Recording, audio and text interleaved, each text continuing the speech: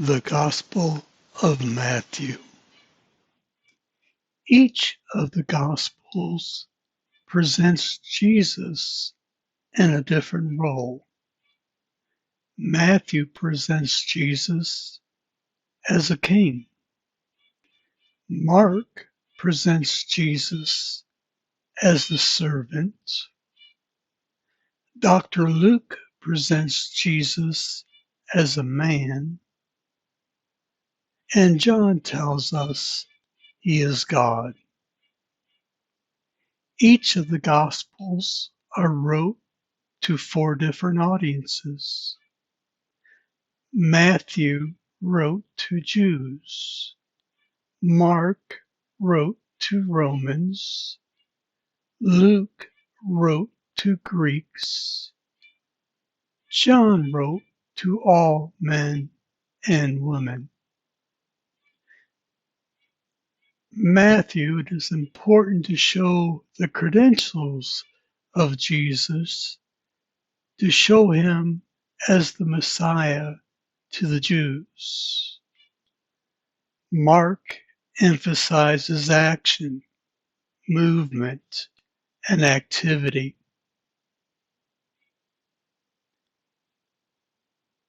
Jesus is moving, helping, being a slave to other people.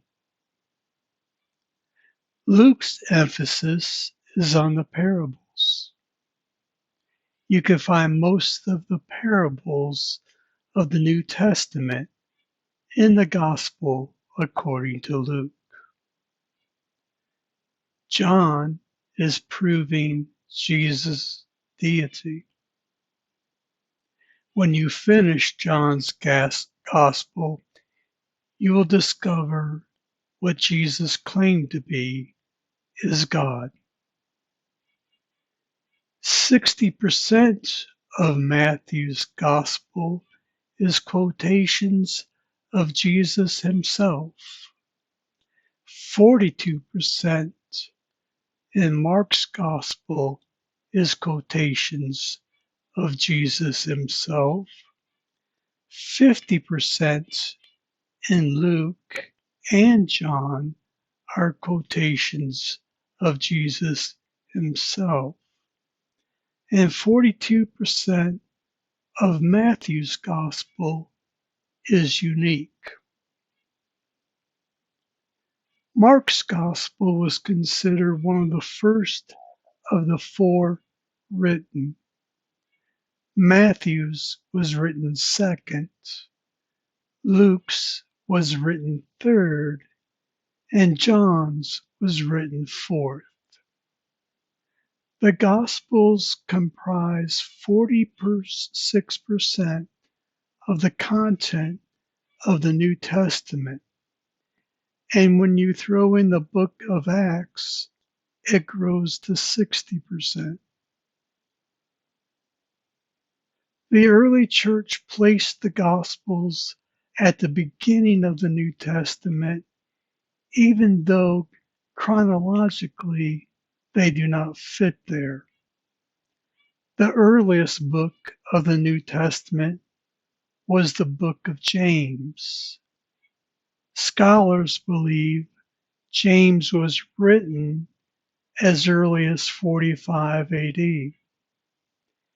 James valued the modeling of the life of Christ.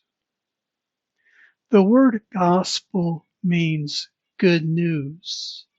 It comes from the old Anglo-Saxon Godspell, good spell, or good story, and it is derived to mean good news. The first three books are synoptic, as the fourth is more unique. Soon, Greek term, means with. Optic means seeing, seeing together. The first three Gospels see together. Matthew chapter 9, verse 9, the book becomes autobiographical. 9, verse 9. As Jesus was walking along, he saw a man named Matthew sitting at his tax collector's booth. "Follow me and be my disciple," Jesus said to him. So Matthew got up and followed him. Verse 10. Later, Matthew invited Jesus and his disciples to his home as dinner guests, along with many tax collectors and other disreputable sinners.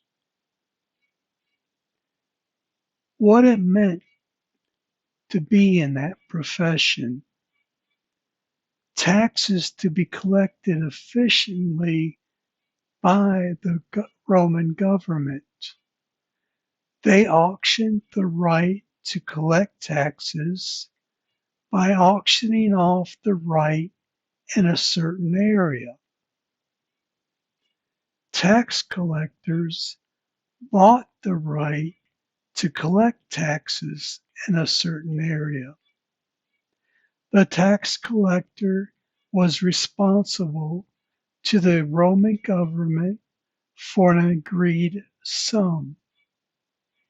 Any amount over that sum, the tax collector was allowed to keep. This system allowed itself to grave abuses. The people had no right of appeal against the tax collector. Many a tax collector became wealthy because of his extreme extortion. There was an income tax, which was 1% of a man's income. There was a poll tax that had to be paid by every male from ages 14 to 65 and by every female aged 12 to 65. There was a duty tax on all things imported and exported that ranged from 2.5 to 12.5%. A tax had to be paid to travel on main roads, to cross bridges, to enter marketplaces, towns, and harbors. There was a tax on pack animals. There was a tax on wheels and axles of carts. There was a purchase tax on goods bought and sold. There were taxes on certain commodities, which were government monopolies. The tax collectors were universally hated. They were hated most by Jews, for to pay anyone but God, never mind humans, was an insult to the majesty. By Jewish law, a tax collector was barred from the synagogue. He was forbidden to be a witness in any case. Murderers, robbers, and tax collectors were included in any case statements of the law. When Jesus called Matthew, he called a man who all hated. Why did Matthew, the tax collector, write this gospel about Jesus? He was interested in providing for the Jewish reader information about Jesus that would prove to them that he is the Messiah. It is a difficult book, for we are not Jewish and we do not live in the first century. The style and the phrases Matthew used. Matthew has a mind given to detail. He is a CPA. He is concerned of tracing Jesus back to Abraham because he is appealing to a Jewish reader. We read in chapter 1, verse 1, "This is a record of the ancestors of Jesus, the Messiah, a descendant of David and of Abraham." You who read these words, you who claim a heritage to Abraham, so does Jesus. Then through a painstaking process, verses 2 through 16, Matthew goes through a genealogy right to Christ. He summarizes in verse 17 of chapter 1. All those listed above include 14 generations from Abraham to David, 14 from David to the Babylonian exile, and 14 from the Babylonian exile to the Messiah. 14 is 2 by 7, and the number 7 signifies perfection. 6 7 are past, and the 7th 7 is about to begin.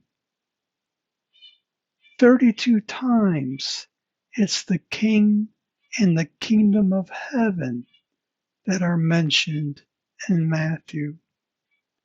These words are not used once in the rest of the New Testament.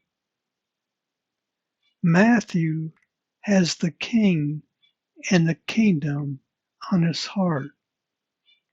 Another phrase used in the book 9 times, that which was spoken through the prophet might be fulfilled. The phrase Son of David is used 9 times and only 6 in all the other Gospels. The theme of Matthew: Jesus Christ is Israel's Messiah King. We read in chapter 7,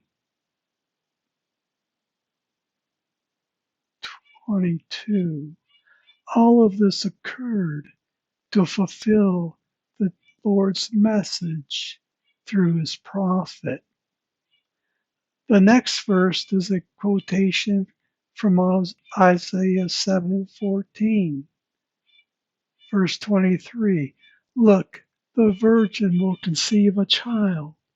She'll give birth to a son, and they will call him Emmanuel," which means God is with us.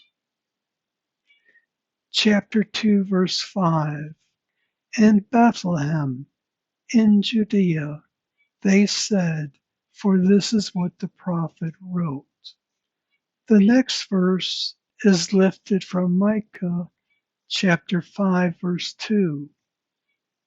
Reading verse 6, "And you, O Bethlehem, in the land of Judah, are not least among the ruling cities of Judah, for a ruler will come from you who will be the shepherd for my people Israel." Chapter 2, verse 17, Herod's brutal action fulfilled what God had spoken through the prophet Jeremiah. The next verse is quoted from Jeremiah 31:15. "A cry was heard in Ramah, weeping in great mourning. Rachel weeps for her children, refusing to be comforted, for they are dead. This writing style is weaved throughout Matthew's Gospel. He is telling his Jewish readers, see, what has happened is exactly what our prophets told us would happen. Where Jesus was born, it was just as Micah said it would be. What they named Jesus was what Isaiah told us it would be. What happened 8 days after his birth is just what the prophet predicted. Jesus was called a Nazarene, just as the prophet said. The purpose of the book is that when the Jewish reader gets to the end of the book, they cannot deny Jesus as the Messiah. The book of Matthew falls into 4 parts. Each of the 4 sections has something having to do with the King of Israel. In the first 4 chapters, the king arrives and is announced as such. His birth, his baptism, and his temptation. Men from the east, Persia, Babylonia, or Arabia come to pay hostage to the infant king. They are astrologers. Studying the stars and their meanings is what makes them wise, and they have no doubt that the new star means the birth of the promised king in Judah. These credentials speak volumes to the reader. The second section is a growing belief in his character. It is an emphasis on his message, the Sermon on the Mount. The sermon is a masterpiece in simplicity that grabs attention. The sermon is the first and longest of the 5 sections in which Matthew gathers together for the teaching of Jesus. Sitting on the hillside with his followers all around him, Jesus tells them how his disciples are meant to live.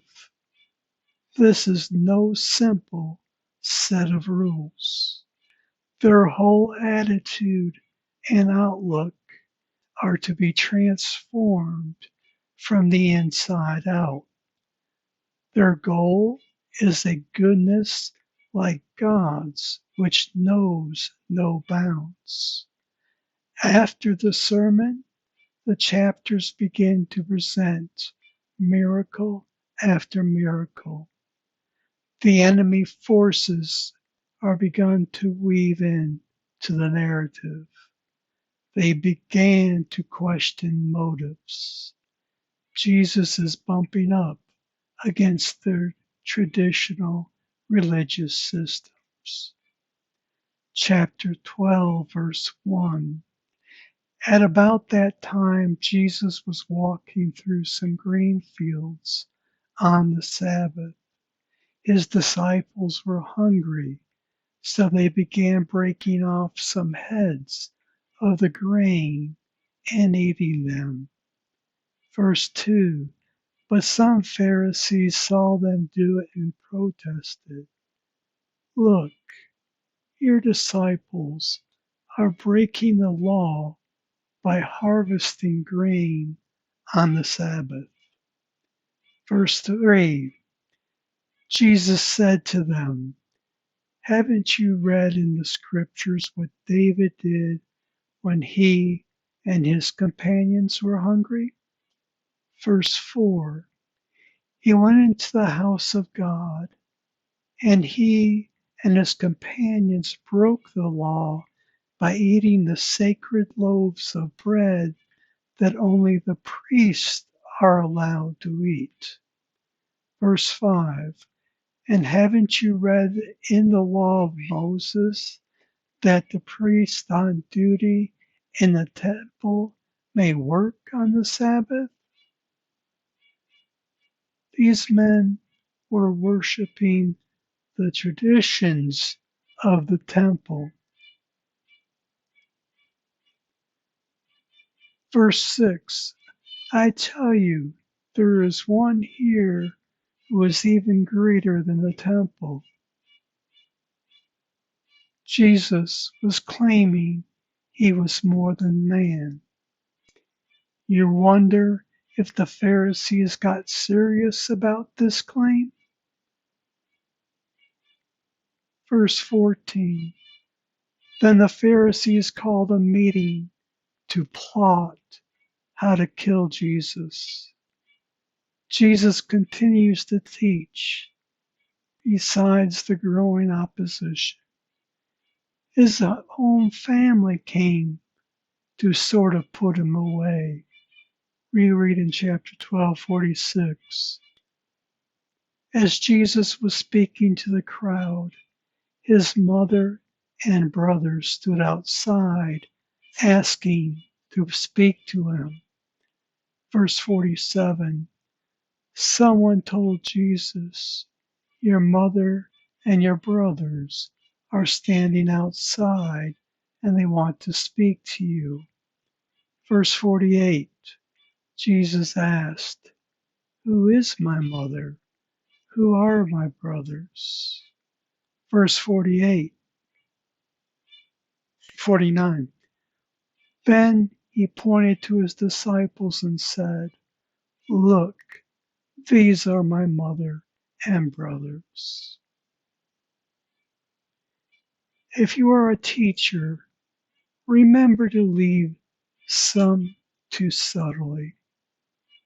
Jesus did this in his teaching in the above example.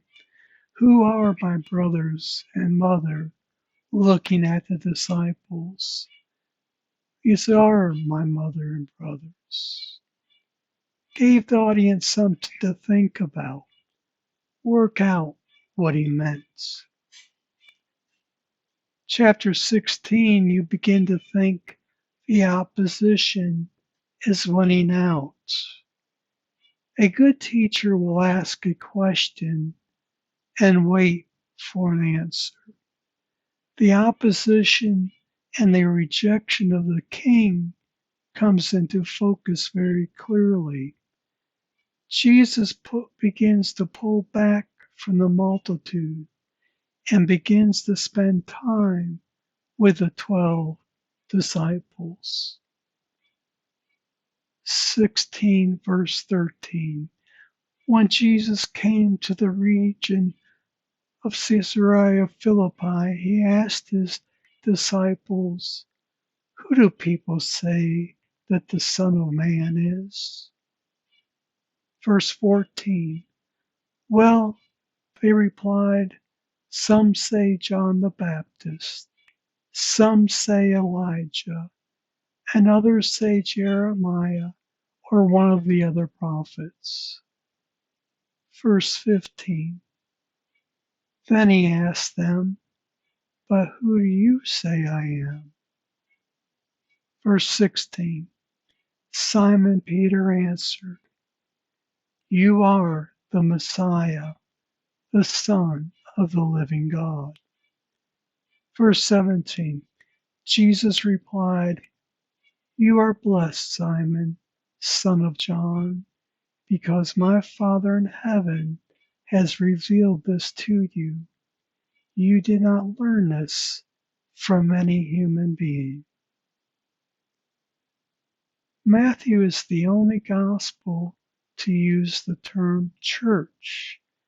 We read in chapter 16, verse 18, now I say to you that you are Peter, which means rock, and upon this rock I will build my church, and all the powers of hell will not conquer it. Now he begins to share his death. In chapter 16, verse 21, from then on, Jesus began to tell his disciples plainly that it was necessary for him to go to Jerusalem and that he would suffer many terrible things at the hands of the elders, the leading priests, and the teachers of religious law. He would be killed, but on the third day he would be raised from the dead. Verse 22. But Peter took him aside and began to reprimand him for saying such things. Heaven forbid, Lord, he said, this will never happen to you. Jesus squares off with the Pharisees and exposes them throughout chapter 23. The message, these Pharisees are not worth following. 23 verse 13. What sorrow awaits you, teachers of religious law, and you Pharisees, hypocrites, for you shut the door of the kingdom of heaven in people's faces. You won't go in yourselves, and you don't let others enter either. Chapter 27, Jesus goes to the grave. And in chapter 28, Jesus is arisen. But there's a cover-up story. We read in 28, verse 12, a meeting with the elders was called, and they decided to give the soldiers a large bribe. Verse 13, they told the soldiers, you must say, Jesus' disciples came during the night while we were sleeping, and they stole his body. Verse 14, if the governor hears about it, we'll stand up for you so you won't get in trouble.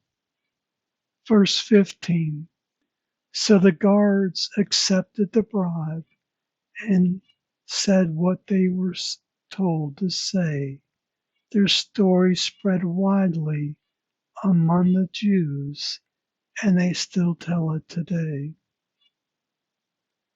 This story is widely told to Jews this day. Jews today will think, why cover up? This must be true.